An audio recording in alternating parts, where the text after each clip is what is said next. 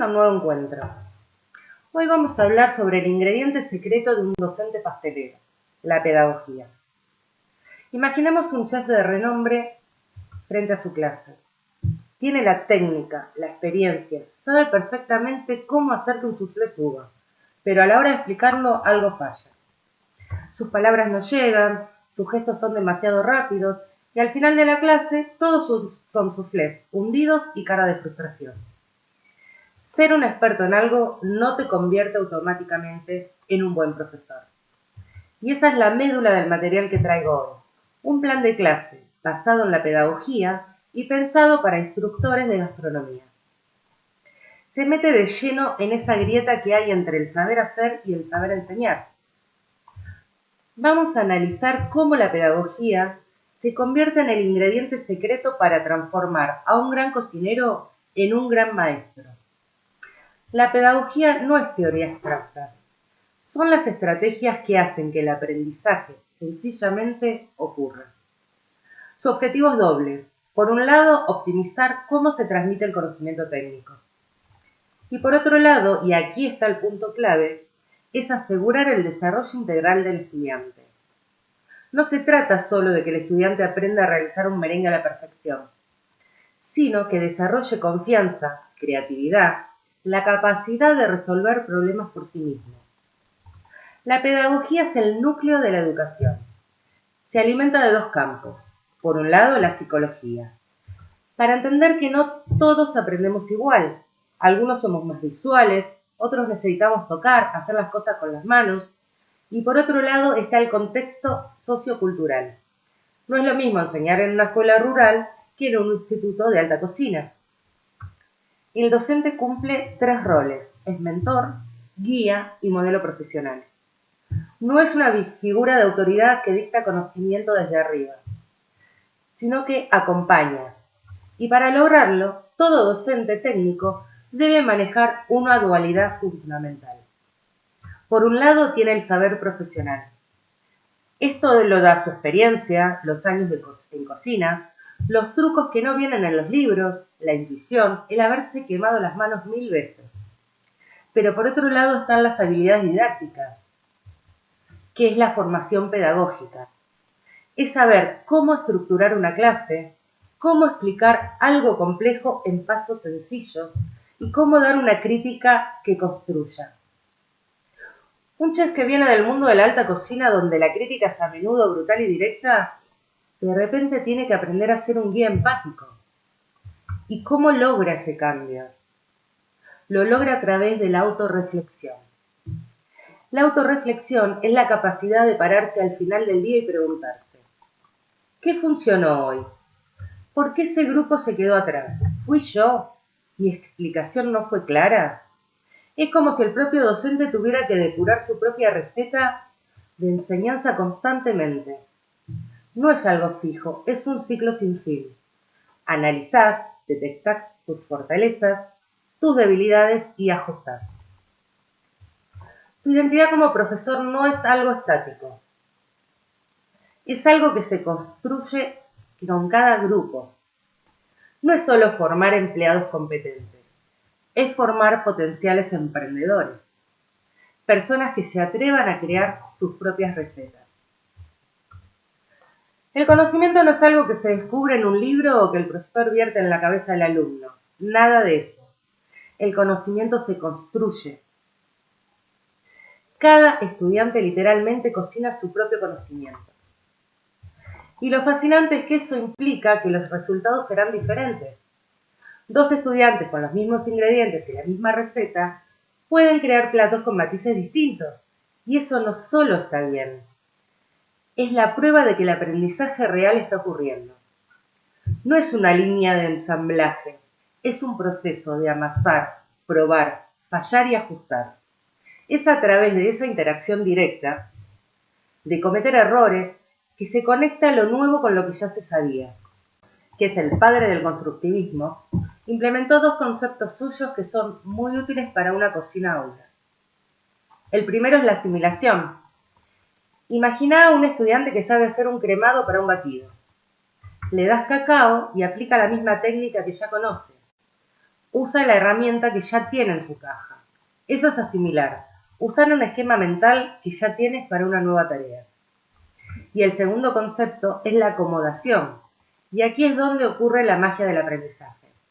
Siguiendo el ejemplo anterior, el estudiante intenta realizar un cremado con el cacao y no funciona, ya que es un ingrediente más seco y absorbe más humedad.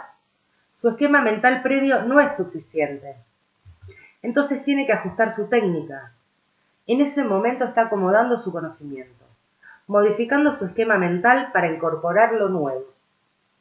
Esto explica qué pasa dentro de la cabeza del estudiante y nos lleva al cerebro. Esa es la conexión que pasa de la psicología a las neurociencias. Introduce la idea de que una clase debe tener una estructura cerebralmente amigable. ¿Pero qué significa eso exactamente? Significa que la clase debe estar diseñada respetando cómo funciona el cerebro de forma natural. Y para esto vamos a ver dos puntos. El primero es la emoción, que es el pegamento de la memoria. Recordamos aquello que nos hizo sentir algo. En una cocina las emociones están por todas partes. El orgullo de ver un pan subir, la frustración de una munición que se corta, el aroma de las especias. Esas experiencias anclan los aprendizajes de una forma muy profunda. No es solo aprender la técnica, es recordarla, porque recuerdas el olor, el sabor, la sensación de haberlo logrado. Y el segundo punto es quizás aún más importante. El cerebro aprende del error. Un cerebro que tiene miedo a equivocarse es un cerebro que se bloquea, que no aprende. Por eso, un ambiente de aprendizaje óptimo es uno donde el error no se castiga, sino que se analiza como una fuente de información. Un lugar donde se puede fallar sin miedo. Promueve la plasticidad cerebral, esa capacidad del cerebro de cambiar. Y esta idea de que cada cerebro es diferente me lleva a otro concepto, la neurodiversidad. La neurodiversidad no como un conjunto de déficits o trastornos, sino como la simple realidad de que los cerebros humanos presentan variaciones naturales. TDAH, dislexia, no son fallos, son sistemas operativos diferentes. Es un cambio de paradigma completo. La diversidad no se adapta al aula, el aula se adapta a la diversidad, y esta frase lo resume todo. Obliga al docente a abandonar la idea de un método único para todos. Si el aula debe adaptarse, la planificación tiene que ser flexible e inclusiva desde el principio. Si un estudiante tiene, por ejemplo, TDAH y le cuesta seguir una receta larga, ¿cómo adaptamos el aula ahí? Usando múltiples canales para este estudiante. En lugar de darle una hoja con 20 pasos, el docente podría dividir la receta en bloques de 3 o 4 pasos. Sería mucho más manejable. Usar apoyos visuales como fotos o videos cortos, combinarlo con una demostración en vivo, darle más oportunidades para la práctica, para aprender haciendo. Se trata de ofrecer múltiples puertas de entrada al mismo conocimiento, que cada quien pueda usar lo que mejor le funcione. Entonces, el constructivismo, la neurodiversidad y la inclusión aterrizan en la planificación diaria. Planificar de forma inclusiva no es una opción pedagógica, es una obligación ética. No se trata de improvisar adaptaciones, sino de diseñar la clase desde el inicio pensando en la diversidad. Es un enfoque proactivo, no reactivo. Y esta planificación va de la mano con la calidad del vínculo docente-estudiante. Podemos nombrar 4 pilares éticos. El primero es la comunicación efectiva. Da más allá de hablar claro.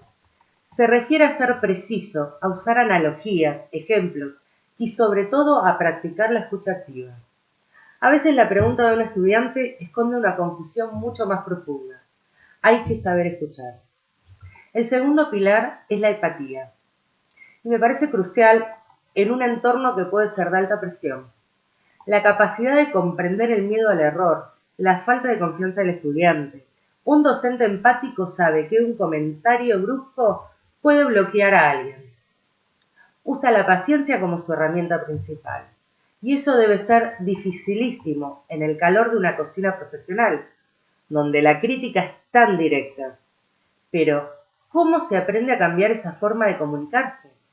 Justamente ahí entra el tercer pilar, la retroalimentación constructiva. Es el arte de dar comentarios que ayuden a mejorar sin desmotivar. Empezar siempre resaltando los aciertos. En lugar de decir, esta emulsión está cortada, está mal realizada, se puede decir, el sabor de la base es excelente, tienes muy buen paladar. Ahora vamos a ver qué pasó con la emulsión, para que la próxima vez quede perfecta. El impacto es completamente diferente.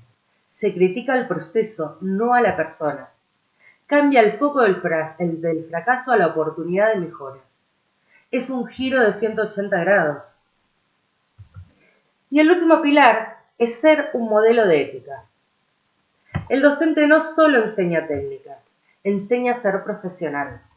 El respeto por los ingredientes, la honestidad, la puntualidad, la colaboración, todo eso se aprende por imitación. El docente enseña más con lo que hace que con lo que dice. Entonces, si unimos todas las piezas, la gran conclusión es que enseñar, especialmente en un campo técnico, es fundamentalmente una decisión ética. No se trata solo de transmitir habilidades, se trata de construir espacios de aprendizaje más justos y respetuosos. Esa es la meta final. Se trata de recordar que el aula se adapta a la diversidad y no al revés, y que la base de todo es ese vínculo ético construido con buena comunicación, empatía y respeto. Ahora quiero cerrar con una metáfora final que me parece que lo ata todo de una forma maravillosa. La pedagogía se compara con el molde que le da estructura y forma al conocimiento. Las neurociencias son el entendimiento de los materiales, de la masa con la que trabajamos, y que juntas, la pedagogía y las neurociencias, son como el proceso y las condiciones del horno, que aseguran que el conocimiento no solo se cocine, sino que se eleve correctamente. Ambas crean las condiciones para que el estudiante pueda crecer. Este viaje no termina aquí. Me gustaría dejarles una pregunta para la reflexión. ¿Cómo cambiarían sus lugares de trabajo, sus equipos o incluso sus familias si aplicáramos estos principios? ¿Qué pasaría si en lugar de solo dar órdenes, nos enfocáramos en construir el conocimiento junto a otros? Si adaptáramos los entornos a la diversidad de las personas, en lugar de esperar que todos se adapten a un único molde. Y sobre todo, si convirtiéramos la retroalimentación empática en nuestra forma principal de comunicación. Quizás la receta para un mejor aprendizaje es también la receta para una mejor colaboración. Gracias por acompañarme, nos vemos en el próximo blog.